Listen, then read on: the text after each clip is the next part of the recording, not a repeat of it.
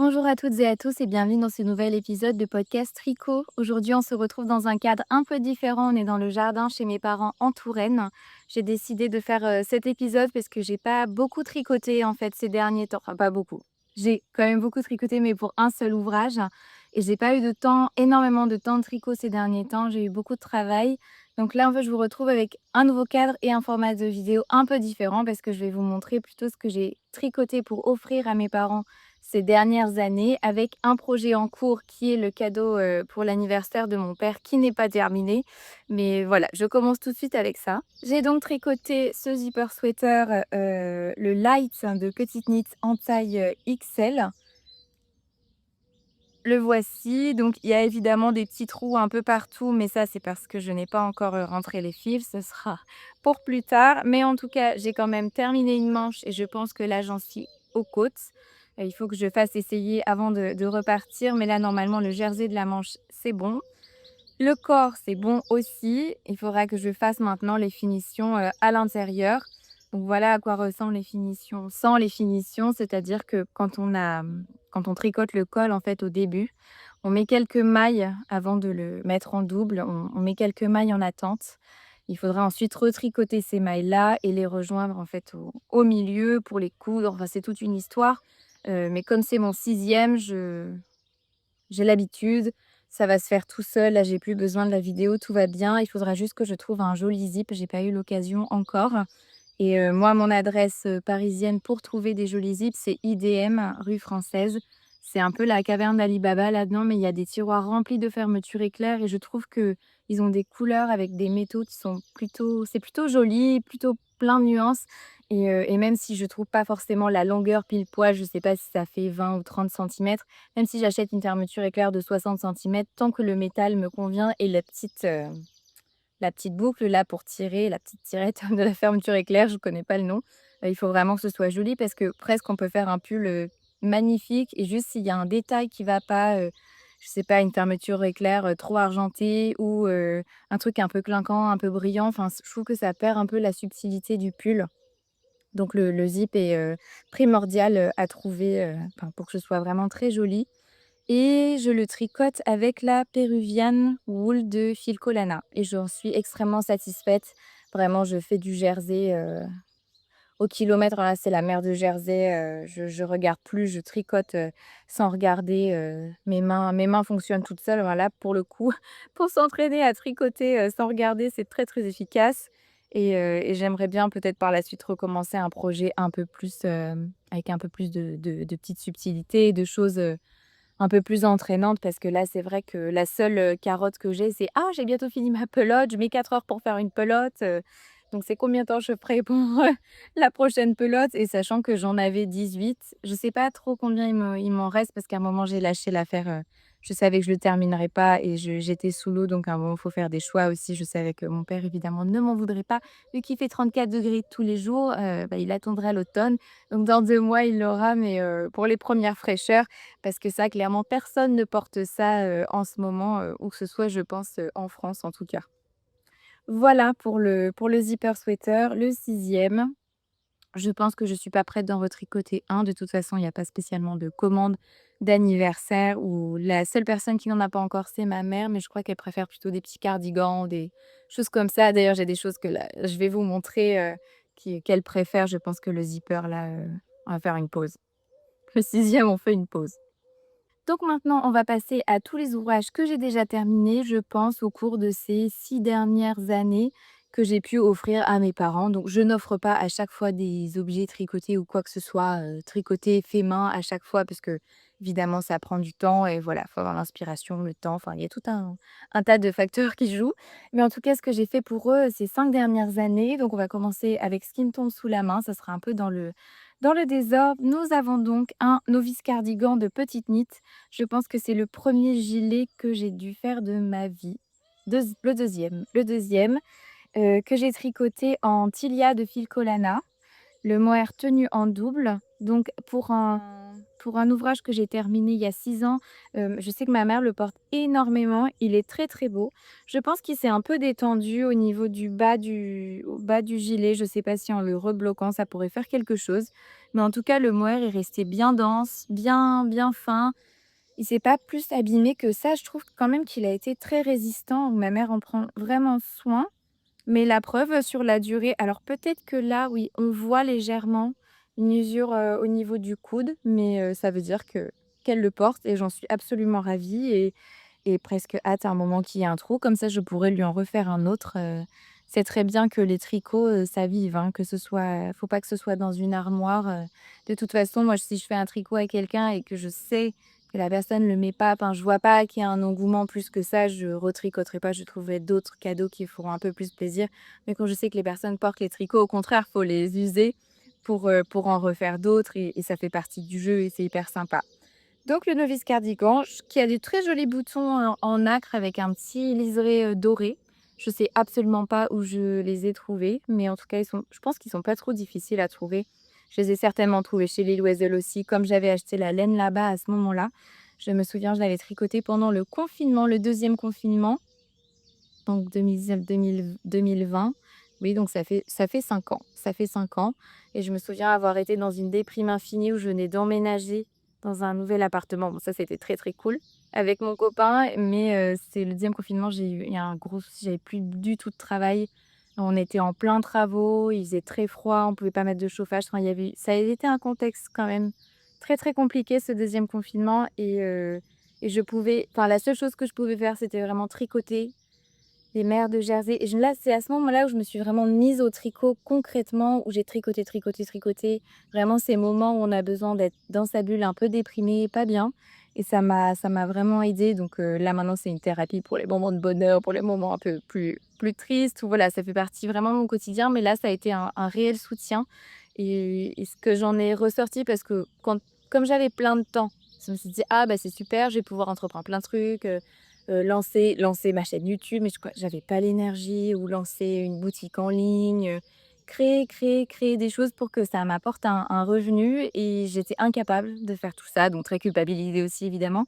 Mais le fait d'avoir autant tricoté, bah, par la suite, ça m'a énormément apporté dans mon travail, vraiment de freelance parce que moi je suis designer broderie émail maintenant, où j'ai vraiment pu acquérir, énormément de techniques et où j'ai pu proposer ça aussi dans mon travail par la suite. Donc j'ai pu faire des livres de tricot. Enfin, il y a plein de choses qui se sont enchaînées, très, très chouettes. Donc je ne regrette pas d'avoir passé cette période de second, confinement à tricoter la tête dans le guidon en pensant que ce que je faisais n'était pas très productif et finalement, en fait, ça a été, merveilleux par la suite de pouvoir, proposer plein de choses et de pouvoir en vivre aussi, en partie. Un deuxième projet que j'ai également terminé pour ma maman, c'était un cache-épaule. Alors, est-ce que ça faisait col roulé à un moment? Peut-être. Ça, peut-être que je le mets, mais rapidement. C'est le Silverleaf de chez Drox, donc c'est un modèle qui est gratuit et que j'aime énormément. Alors, si vous voyez la photo sur Drops, ça n'a absolument pas la même tête. Le choix de la laine joue quand même énormément et je m'étonne même d'avoir flashé sur ce modèle. Parce que là, quand je l'ai revu, plusieurs années après, je me suis dit, c'est bizarre d'avoir flashé sur ça. Mais en fait, ça a complètement twisté avec le fil que j'ai choisi et je le trouve mieux. Je le trouve mieux. Il est vraiment trop beau. J'adore les cols, les cache-épaules. Je trouve qu'avec mes cheveux, enfin, ça marche très très bien. J'aime beaucoup. Je l'enlève parce que sinon je vais cuire. C'est tout un système, de points, de texture en fait, de dentelle et de feuilles comme ça un peu mises, en quinconce. Je le trouve très, très beau. Alors j'ai plus aucune idée de la laine. C'est un fil qui est quand même assez gros. Il me semble que le modèle est je l'ai tricoté peut-être en 6. Je n'ai pas fait d'échantillon sur le moment. Je sais ma laine est très différente, mon choix de fil est très différent du modèle, initial. On entend beaucoup, beaucoup les oiseaux, j'espère que ça ira, que ça va pas trop parasiter la vidéo. Hem, donc voilà, il me semble qu'il y a un fil de mohair aussi et ça doit être de l'alpaga, mais en tout cas, une bonne réussite à mettre, par-dessus un manteau, ou tout simplement sur un pull. Enfin voilà, c'est assez polyvalent parce qu'il est quand même assez grand. Ensuite, oh bah, ça c'était oui, oh ça c'est mignon. C'était il y a très longtemps. Pour mon papa, je lui ai tricoté, je pense que c'est le premier tricot que j'ai dû lui faire. C'est une petite écharpe au point mousse. et il me semble que c'est avec la cascade yarn, alpaga. Ah oui, je sais plus comment elle s'appelle, mais si, alpaga cascade yarn. Je n'ai évidemment plus le coloris, mais bon, c'était vraiment une écharpe au point mousse, basique. On se dit que c'est toujours bien de commencer quand on est débutant avec une écharpe au point mousse, mais malgré tout, ça a quand même été très, très long et heu et voilà. Alors je suis pas certaine qu'il la porte beaucoup, beaucoup, mais à mon avis, elle est un peu longue pour lui. Il lui faudrait plutôt juste une écharpe qui se croise devant ou mais pas quelque chose pour faire 1000 tours, c'est moins son look, mais je sais que c'est toujours dans son tiroir et qu'il l'aime beaucoup et j'avais même brodé, c'est trop mignon, un petit papa sur le point mousse, extrêmement mignon. Évidemment, le point mousse n'est pas le point le plus propice pour, broder et en plus, j'avais pas du tout choisi un fil, très adéquat. Là, c'est un fil de coton et je recommande avec, l'expérience maintenant, il vaut mieux tricoter avec un fil de laine, sur, de la laine ou de l'alpaga ou un fil de mohair.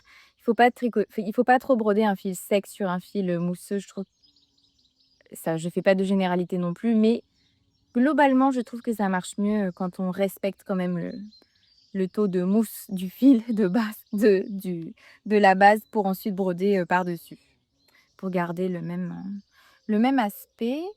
Ensuite pour ma mère tout est tombé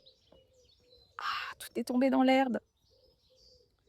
Pour ma mère, ça, c'est un autre col et c'est de petites knits et c'est le ou la Moby Neck. Ouh là, il y a vraiment plein de la terre et ça se met dans ce sens-là.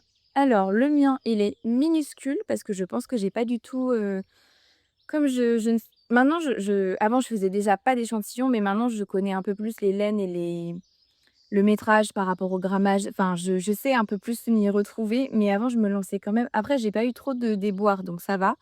Mais là, je sais qu'elle, évidemment au niveau de ses épaules, le truc arrive là et un peu plus large. Là, on est vraiment sur un tout petit col, mais qui est très joli. Je sais que ça m'avait donné un peu de fil à retordre parce qu'il est quand même texturé absolument partout. Il me semble que la base, c'était du mérinos de chez Maison Corlène. Mais alors, je crois que c'est la gamme Belle Époque, mais je ne donnerai pas ma main à couper et sinon, j'ai mis ça avec un mohair, mais alors le mohair, ça, je le retrouverai pas. Je l'essaie rapidement. Mmh. Donc là, sur la petite robe, ça va être très, très bizarre. Mais bon, au moins ça donne une idée. Mais je pense qu'il aurait plutôt fallu un fil DK pour cet ouvrage, peut-être avec un fil de mohair. Je me souviens plus de ce qu'elle préconise. Après, c'est mignon, hein, sur un petit top ou quelque chose, je sais pas ce que ça donne, j'ai pas de miroir, ça se trouve, c'est complètement ridicule.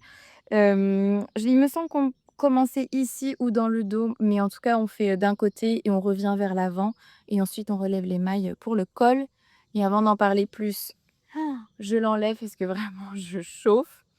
Moi, ça m'avait donné un peu de fil à retordre parce qu'il y avait un peu plein de techniques que j'avais pas forcément.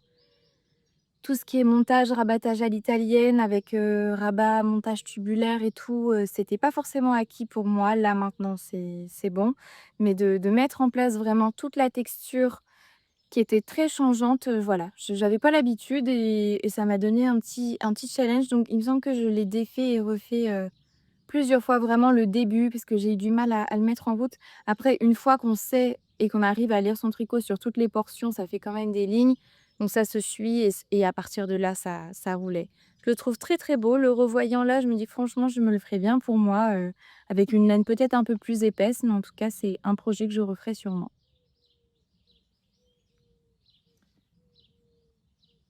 Pour ma mère toujours, bon elle les a sûrement un petit peu portées, ça fait longtemps aussi. Je lui ai tricoté des chaussettes. Et alors là, c'est pas du tout un modèle que j'ai trouvé sur internet, mais j'ai tenté un petit motif de dentelle. Je sais plus du tout où je l'avais trouvé. Est-ce que c'est sur Pinterest? Est-ce que c'est juste moi qui ai fait une grille? Je ne sais pas, mais en tout cas, ça suit tout le long de la chaussette, comme ça. Et il me semble que j'ai commencé par la pointe. Maintenant, je commence plutôt par le haut, mais avant, je commençais uniquement par la pointe parce que j'avais appris comme ça sur, un tuto de Claude Tricot qui fait d'ailleurs, 4 vidéos incroyables pour les chaussettes, très simples qui m'a beaucoup aidée.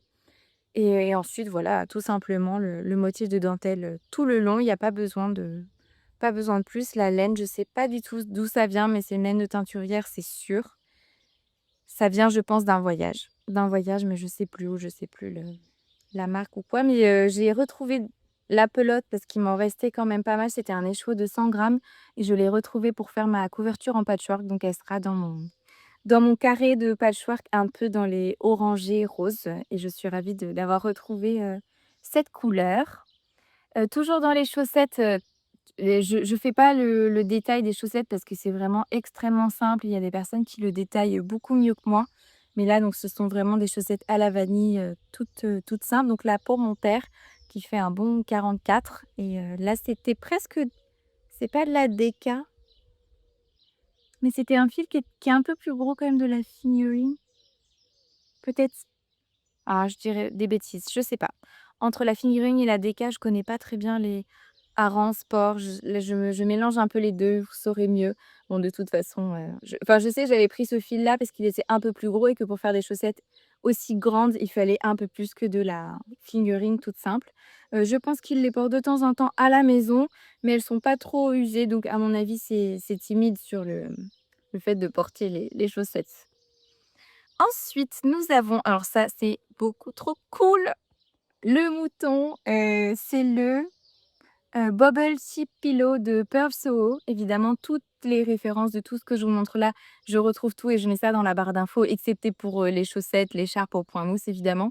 Mais tous les modèles que je cite de designers évidemment, c'est, en lien dans la barre d'infos. J'ai commencé ce petit mouton, qui est adorable, qui existe en plein de tailles différentes. Là, je pense qu'en fonction du temps que j'avais, je me suis dit que j'allais pas me lancer dans un truc XXL. Mais je me suis dit: «Franchement, pour chez moi, à un moment où j'ai le temps, de d'acheter vraiment de la grosse laine». Il faut de la grosse laine, hein. Vous lancez pas dans un truc trop petit parce que ça fait bien, bien mal aux mains. J'ai souvenir qu'il avait fallu que je fasse quand même des pauses. Mais j'aimerais bien en faire un gros, un XL pour mettre mon chat dessus et ce serait mais merveilleux d'avoir mon ma petite miette sur le mouton en tricot. En plus, elle adorait avec les boubous là, pour patouner. Enfin bref, je pense que ça sera un projet, que je ferai pour elle et puis en vrai, enfin, je trouve qu'en déco dans la maison, c'est plutôt sympa et puis elle, elle pourra se mettre, mais ça fait aussi un pouf, pour les invités ou pour se poser, ça très, très cool, comme coussin, coussin de déco, hein, de canapé parce que pour se poser là-dessus, personne ne dort là-dessus, hein. Il me semble que j'ai donc commencé ici, il fallait faire un montage, double, mais à ce moment-là, je savais pas le faire, donc j'ai juste fait, des mailles et j'ai fait une couture, ensuite et c'est assez plat comme ça, vraiment ça se pose, le mouton est quand même bien stable. J'avais utilisé de la laine de chez Fonty, est-ce je crois que c'est la pôle, je suis pas certaine, la pôle ou la numéro 5, j'ai un doute, mais en tout cas, elle est extrêmement douce. J'ai quand même le souvenir aussi que j'en avais acheté, mais bien 5 ou 6 pelotes et qu'il avait fallu que j'aille en racheter une, donc ça consomme quand même énormément. Je pense que si je fais vraiment un XL, j'achèterai peut-être de la laine un petit peu moins onéreuse, j'essaierai de trouver un juste milieu parce que pour un petit objet comme ça, il me semble que ça m'était revenu, pas loin quand même de 70 € et je me dis peut-être pour un coussin, voilà, si on a la laine, chez soi et bon, pour un coussin, je me dis si je fais vraiment le XL pour mon chat, je mettrai peut-être un peu moins d'argent, pour ce projet, peut-être de la laine un peu plus rustique, peut-être un peu moins douce, un peu moins travailler quoi, parce que là, c'est juste un petit doudou, magnifique. Mais en tout cas, il est en exposition chez mes parents. Je sais qu'ils en prennent, grand soin et ça, c'était de la Harueta, de fil Collana toujours, mise en double pour faire, les petites oreilles, en plus et il y a aussi la petite queue qui me semble est faite en plus aussi. Donc on tricote tout en rond comme ça et je sais même plus quand est-ce que je me suis arrêtée. Parce que forcément, il faudrait qu'il y ait une couture là, mais il y a ri je remarque rien et à ce moment-là, j'étais pas assez douée pour faire un grafting.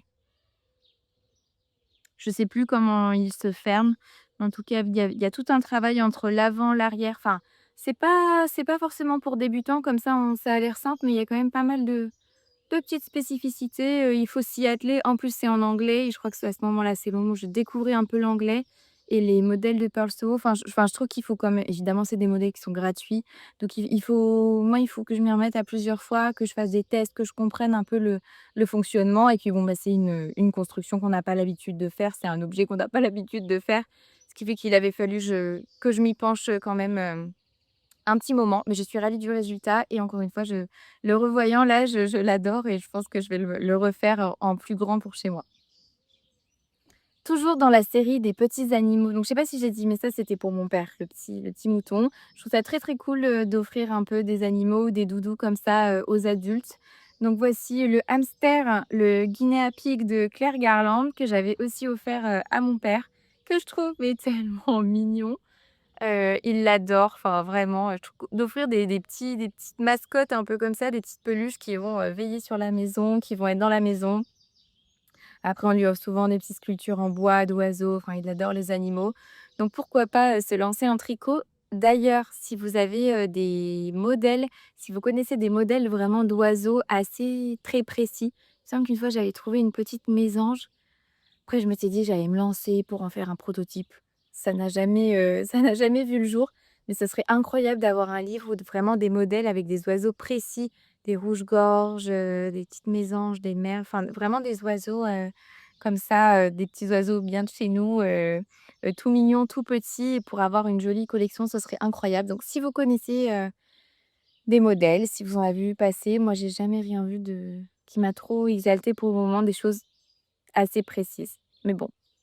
Donc le petit, guinea pig, il me semble que enfin, c'est le premier doudou vraiment avec les rangs raccourcis et tout. J'ai pas l'impression qu'il ait tant de défauts que ça. Je pense que ça va, il est un peu tordu. Après, est-ce que j'ai forcément respecté les endroits où fallait relever des malles? Parce que c'est quand même une construction qui est très, très longue. Il me semble bien que j'avais passé une journée entière, vraiment une grosse, grosse, grosse journée où je finis tard le soir pour faire ça.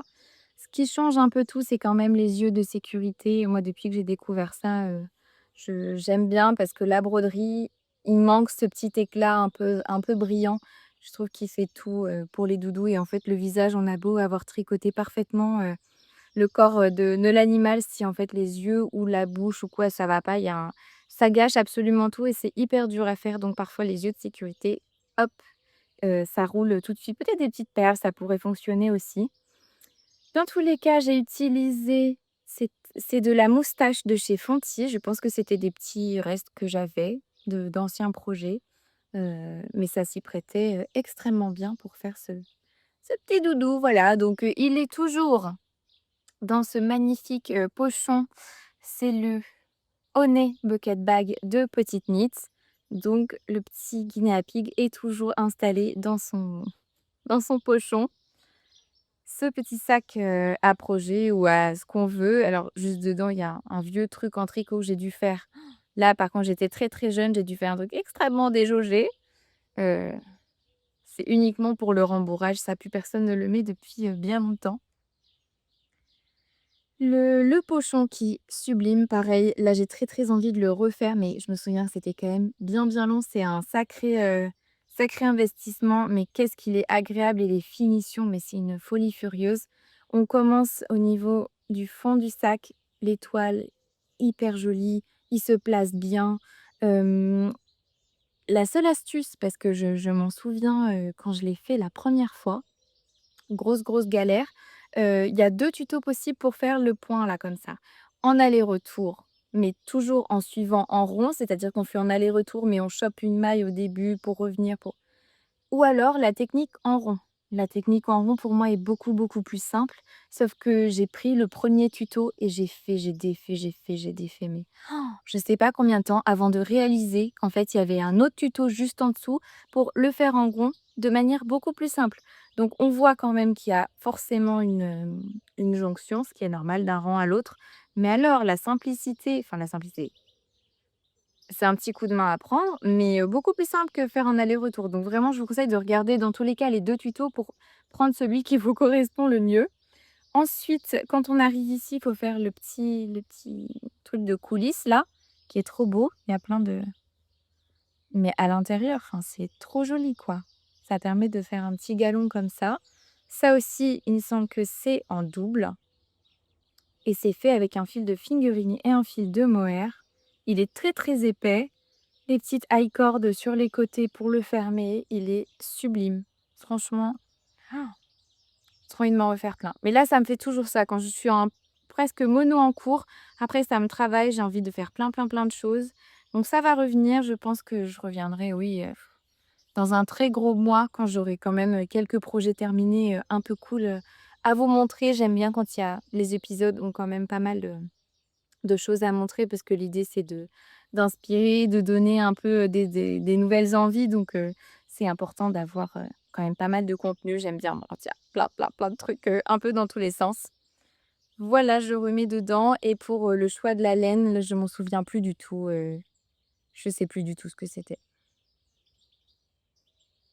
Ensuite et le dernier objet que je vous présente aujourd'hui, c'est le Holiday Sleepover de Petite Knit. Qui est, très, très grand, qui avait été fait avec de l'alpaga chunky que j'avais acheté chez Lil Weasel, mais j'ai plus la référence et un fil de mohair, je pense qu'il n'y en a qu'un. Dans quel sens je le mets? Comme ça, il paraît vraiment immense, mais alors quand on le porte, je trouve que ça va mieux. Il est un peu oversize, mais pas trop. Je le trouve, c'est je le trouve plutôt pas mal. Voilà, à mettre sur une chemise ou quoi, très efficace, très bien et il me semble que c'est vraiment un projet qui n'avait pas pris, beaucoup de temps parce que la laine est très, très grosse et je l'enlève. Ça me chauffe et ça me pique en même temps. Mmh. Voilà ce Holiday Sleepover. Donc lui, je pense pas que je le referai. Par contre, il faut que je regarde. Je crois que c'était, Along avec Anna qui a fait un j'aimerais bien faire, vous savez, les petits tops là, sans manches avec les petites tirettes qu'on noue sur les côtés. Ça, j'aimerais bien faire. J'ai vu que Petite Knit en avait un, mais c'était avec les boutons sur le côté. Donc est-ce que je le transforme, ou pas?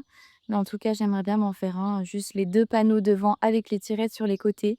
Je crois que je m'étais lancée pour faire un panneau et après je me suis dit: «Non, mais il y a peut-être un peu des subtilités d'augmentation, diminution et que malgré tout c'est un ouvrage». Même si on a l'impression que c'est juste 2 panneaux, l'un en face de l'autre, qu'il faut quand même il y a des subtilités de finition et j'ai pas envie de me planter et pas envie de tricoter pendant des lustres, pour un truc que que je vais complètement défaire. Bref. On arrive à la fin de cette vidéo. J'espère que ce format, un peu de tout ce que j'ai tricoté, il y a longtemps, vous aura plu. Moi, ça m'a permis un peu de voir aussi, les points où je m'étais quand même bien améliorée, les points aussi où j'ai quand même bien géré alors que j'avais pas beaucoup d'expérience. Mais en tout cas, je suis, ravie, de tout ce que j'ai pu offrir. Là, pour le moment, je termine le pull et les cadeaux. On va faire une petite pause parce que c'était quand même un sacré investissement. Et puis je vais reprendre un peu des choses pour moi. J'avais très, très envie de participer au CAL, d'Éléonore, fille de nuages. Je crois que ça termine le 14 juillet. Je vais voir si je peux peut-être me lancer dans un petit top. Donc un nouvel en cours à commencer. J'aimerais beaucoup, beaucoup le j'aimerais beaucoup me lancer, mais là, il faut que je termine le pull et beaucoup de travail, m'attend. On verra dans le prochain épisode si, je me suis lancée, si j'ai le temps, ou pas. Dans tous les cas, j'espère que vous tricotez bien. Je vous souhaite de tricoter autre chose que du mérino, c'est plutôt des petits tops d'été, des fils d'été, des choses un peu plus légères, par ces grosses chaleurs. Prenez soin de vous et j'espère à très bientôt.